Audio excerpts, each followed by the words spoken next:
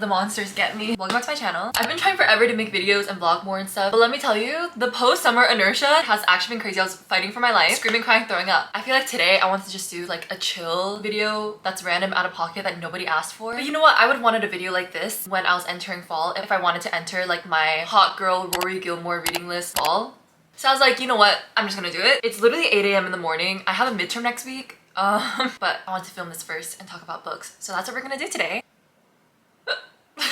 That just gave me a heart attack. So I've gathered you all here today to talk about classics that I've read that I actually recommend. I feel like I'm kind of picky about the classics that I say are actually good and I think you should read them. That's why this is a very short list today, but it's heavily curated and rightfully has earned a spot in the Sunny Kim cinematic universe. These are gonna range from like classics from like Edwardian England all the way to, I would say, modern classics. I don't really know what qualifications you need to be considered a classic. It's kind of like the Oscars, I feel like, where it's like, what even is the process and who is Oscar? The first book, I talked about this in my last book rec video. This is always my #1 recommended classic book ever. I think I said that in my last video too, which is the Sherlock Holmes stories by Sir Arthur Conan Doyle. There's the Adventures of Sherlock Holmes and the Memoirs of Sherlock Holmes. I don't know the copy of like the bind up that I have at home. I think it's just the Adventures and Memoirs of Sherlock Holmes, so I think they're combined. I don't really know if they're like different stories. I don't really know, and I don't really care. If you watch the BBC adaptation, the books are literally exactly like that, except it's like not as modern. With Benedict Cumberbatch, you know which one I'm talking about. Everyone and their mother knows what this book is about, but if you don't know, Sherlock Holmes is a detective that lives in London. The narrator is John Watson, a veteran, and he's come back to London and he needs a flatmate. John Watson ends up like going with Sherlock to these like detective cases. The stories are short. I think they range actually, and there's like not a lot of continuity between them that you like need to know, except for like maybe some of the bigger ones with like Moriarty, like, but honestly, like you don't need to read them in any particular order or read all of them. I don't think I have. I read all of them. I would say that if you just want to get a taste of what these books are about, read one of the stories called The Speckled Man, because I think it's like the least complicated one while you're like getting used to the writing. Some of the mysteries can be a bit convoluted, but you need to get used to the writing first, and I think that the writing will probably take 5 to 7 minutes max to like get used to. Another reason why I really recommend it.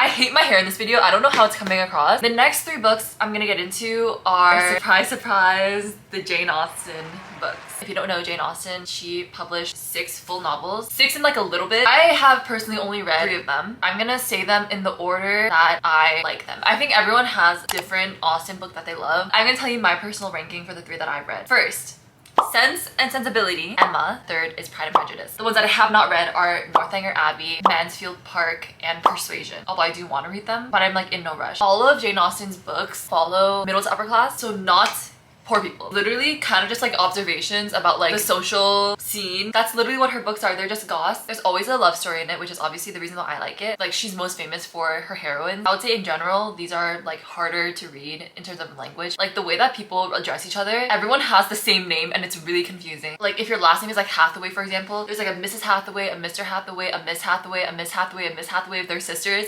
It's really confusing and they will not in fact tell you who they're talking about. That part I think takes a bit of getting used to. They just like kind of like roam around one person's estate and then they all like move to another person's estate, and the travel between moving between estates is like 2 weeks. But like I said, once you get used to it, you will get used to it and you'll learn. I could never live during this time. Oh my god.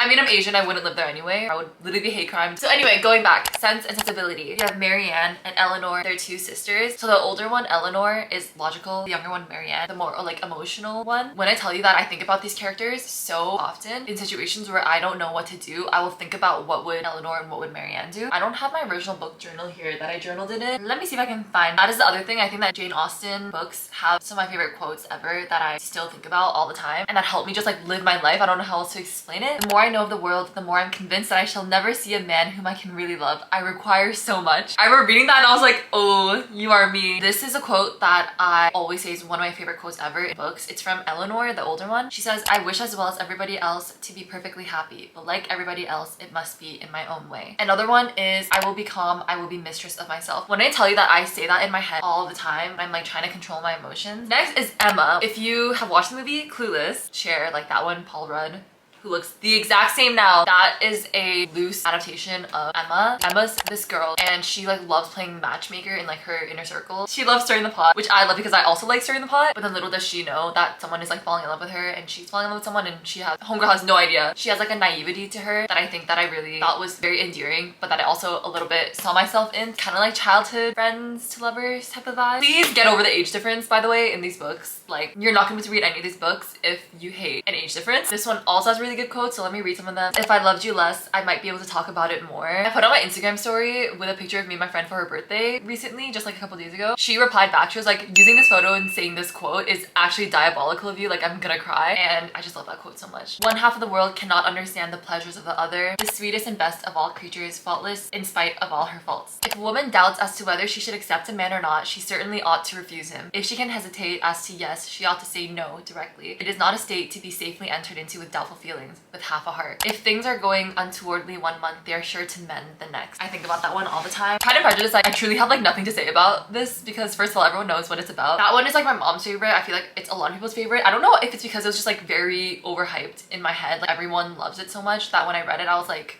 eh. Next, this is the only Charles Dickens book that I've ever read and it's Great Expectation. Charles Dickens writes about poor people. I feel like it makes his writing 1,000,000% harder to read than Jane Austen. They speak in like slang and I feel like that is like hard to understand, and I think that even me reading this book, I still don't really understand. You can like kind of get the gist, but like some of the nitty-gritty, like you just need to take the L low-key. I actually weirdly really like this book just because it was like so quirky. Anyway, so there's an orphan, as all the best stories do. When he was visiting his parents' grave, this like random homeless man comes and he suddenly like inherits this amazing grand fortune. He kind of has to enter high society after being dirt poor. We follow him as a kid all the way until he's like an adult, and there's like a little bit of a romance in it. I don't know if you would like consider it to be romance, but like in my head I'm like a bit delusional. I saw it as a romance. There's another character who is this woman. She's like old, she's hella old, and she was like jilted at her wedding day and to this day she like will just sit there and like rot in her wedding dress. The characters are just like so colorful and quirky. That was like for me the main draw. I don't think that there were any really memorable quotes in this book for me. Okay, now we're gonna get to the three more modern, I would say, classic. First is To Kill a Mockingbird by Harper Lee. I read this book as required reading in the 10th grade. To this day, one of my favorite books. There's a movie of it and I love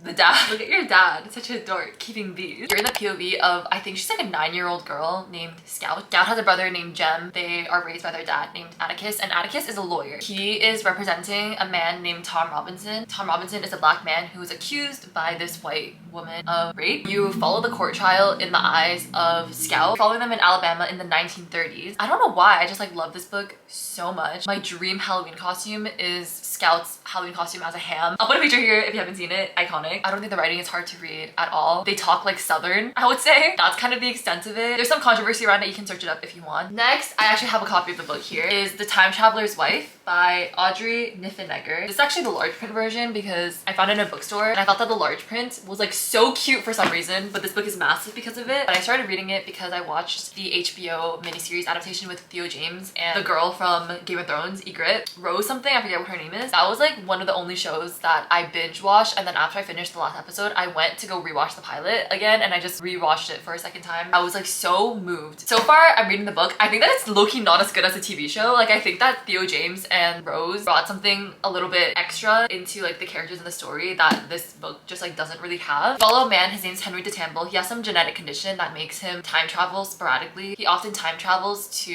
his wife, Claire, throughout her life. So he sees her when she's like a child all the way to when she's like an adult. So from Claire's point of view, growing up, she's always seen this man named Henry come into her life and she knows that he's a time traveler. Honestly, I love time travel, but I don't care that much about plot holes and all that kind of stuff. Like I don't care that much about it, okay? Time travel is fun. I don't really care about the science or the physics or whatever behind it. It's not like a super science fiction heavy book. Definitely more about the characters and the story and the romance. I think that the main reason why this story, I love it so much. Oh my gosh, just like the idea of people being changed by the people in their lives. Claire has like kind of fallen in love with Henry, the version of him that's like a 30-40-year-old man. And when she meets him in the present day in their 20s, he's like not the man that she has seen. He literally says, it's because marrying you turned me into the man that I became. There's specifically a line in this book which is like, have mercy, and I think about it all the time. I think about you all the time. Just the idea of like having mercy on people and letting them prove to you that they can change. I don't know why, like that slapped me across the face and it genuinely changed the way that I see people. Yeah, so I was very touched by this book. Definitely recommend watching the HBO series too. Okay, the last book, I wish that I had a physical copy. I actually wanted to get one, but I was like, listen, if I ever find one that I really like in like a thrift store or something, then I will buy it. But it's The Outsiders by S.E. Hinton. I read it in one sitting on my birthday.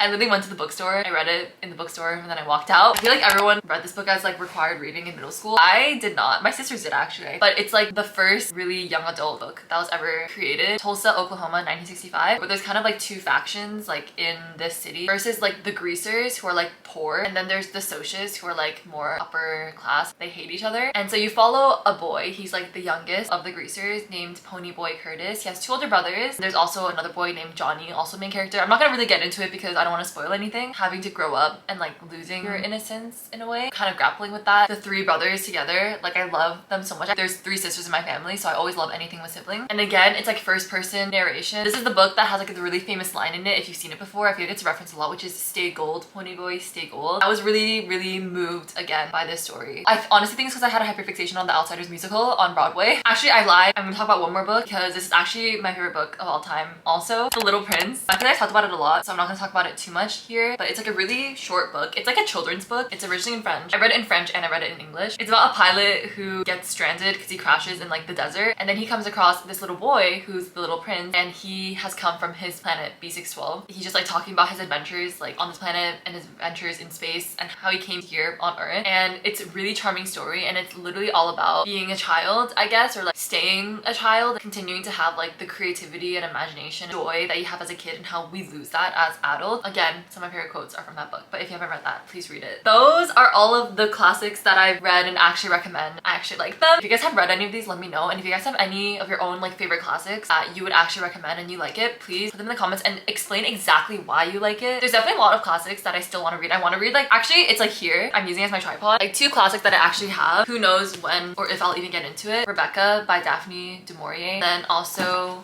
The Picture of Dorian Gray by Oscar Wilde. I literally have these. Oh, I forgot that I pressed this leaf into it. I really tried to become a physical book reader and I actually can't, so I feel like I'm gonna return these and just read on my Kindle or my phone if I'm gonna read it. Oh, and I need to read Little Women. I'll see you guys in the next one. Subscribe down below if you haven't already. You can follow me on my socials, they're all linked in the description. And I'll see you guys later. Bye!